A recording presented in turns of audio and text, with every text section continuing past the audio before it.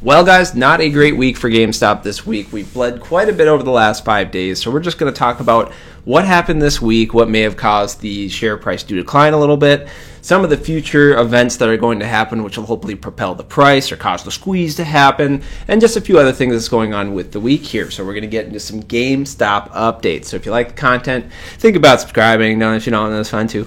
And let's get into it. So the first thing that I wanted to touch on was just how much negativity is absolutely everywhere on GME right now. So we just got negativity everywhere. So what do I mean by that? So anything you go on that talks about any type of GME activity, and I've talked about this before in a previous video, it's just so much negativity.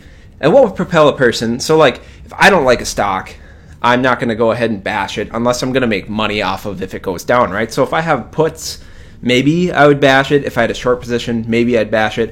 If I had no say in the stock at all, I'm not going to bash it, and I'm not going to be like, it's over, guys.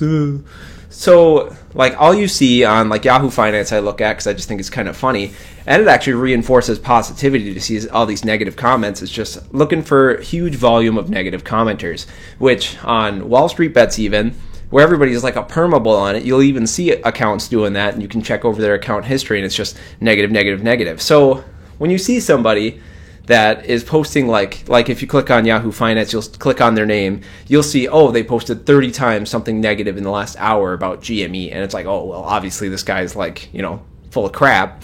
So I think that just kind of reinforces like what normal person that has no stake in this is going to go on GME websites and post 30,000 times about how bad it is. So notice this week that it's been really bad. And if it's over and if the squeeze is done, why would anybody even care? Why would somebody, write 40, 50 times that GME's stupid, it's going back to 40. So that kind of just reinforces to me all the negativity actually feels like a good thing, because it's like, why would they even be saying this unless they had a short position in the stock? So that was kind of the first thing I want to talk about. Is this week was a lot of like fear getting thrown in there. It's over, it's done, negativity, and it seemed like it was kind of more than it's been recently. I don't know, you can comment if you think it hasn't been, but even on Wall Street Bets, it's like, it's over, guys. Oh, look how much I'm losing. Oh, the squeeze is squoze. So just a lot of negativity that I'm seeing as of late. So that's kind of the first thing I wanted to brush on.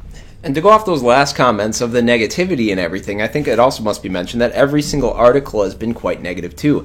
Everything on CNBC has been perma-negative since all the streaming stuff has started, and then Yahoo Finance articles have been, negative, and just Wall Street Bets even has had some negativity on it as well. So I think the negativity is something to note. Like, the absurd amount of negativity is just really odd. So, other big things that happened this week. So, on 4/5, they decided to issue shares. 3.5 million shares to be precise. So, is this good or is this bad? Well, issuing shares and share dilution is obviously not great for the share price, and it's not awesome when that happens. But it is a good thing for the long term, because now this company is securing capital at a relatively high amount per share. So if you're bullish on this in the long term, I think this is a very good thing in the long term, maybe not necessarily in the short term, and this could be why we bled off so much value in the last week or so. So that's something to note, that, they are issuing 3.5 million shares and securing capital. I think of it as a good thing, because that's going to actually help the company a lot. They also named Ryan Cohen, who owns 12.9% of the company, chairman. So I think that's going to be really awesome for the company. I'm honestly surprised the day they did that. I'm surprised it didn't pop like 30%, because I think that is really bullish news. So I think that's pointing towards the bullish direction. On Friday's trading day, today, the day of recording, we also saw that it went down 10%. So now it's going to be on the SSR cannot be shorted list now, and I'll post a little thingy after this clip here.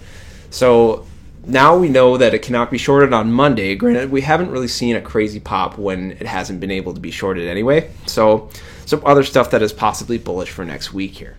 So here we have the SSR rule. So we can see if the stock has declined by more than 10% in the previous trading day, which today it was down 10% for a little while, the next trading day it can be shorted, and that would be Monday. So today, Friday, it was shorted and it went down 10%, and now it will not be able to be shorted on Monday. Now, is that going to promote it to be very green on Monday? Who knows? We'll see. It hasn't really proven to be too big a difference here. So what has changed here this week? Has anything fundamentally changed about our bullish thesis on GME? Well, issuing more shares, that kind of changes our bullish thesis a little bit, but if we're still convinced that the short interest on the stock is upwards of 100%, or it's being hidden, or they're shorting ETFs to try and avoid posting, how much short interest is on it, which is kind of the bull thesis at this moment. If you believe that, that stuff has not changed. So there really is no reason to sell if you're still in that camp that believes that. And, I personally feel that way, that there's probably still a large amount of short interest. Like, why are all these things posting such negativity and giving all this media attention to GME if they don't care, if they don't have a stake in the game, So I've kind of felt that way for a little bit of time on this one. But this week, a couple things happening. I like that Ryan Cohen's now chairman. That's good. I'm happy about that. I like that they issued shares because I think they should be securing capital like AMC did, just to stay alive and help their business in the future. If you are super long and just not in this for the short squeeze, then you should be ecstatic about that. They issued shares and secured some capital to promote their infrastructure and whatnot in the future. So I think that's good as well. So nothing's really changed for me on this one. Just kind of been a slow bleed of a week. And also, blue chips all had an excellent week, so I don't know if that correlates or not with how hedge funds operate or whatnot, but we will see. So that's all I got for you. If you like the content, think about subscribing, and thank you for watching.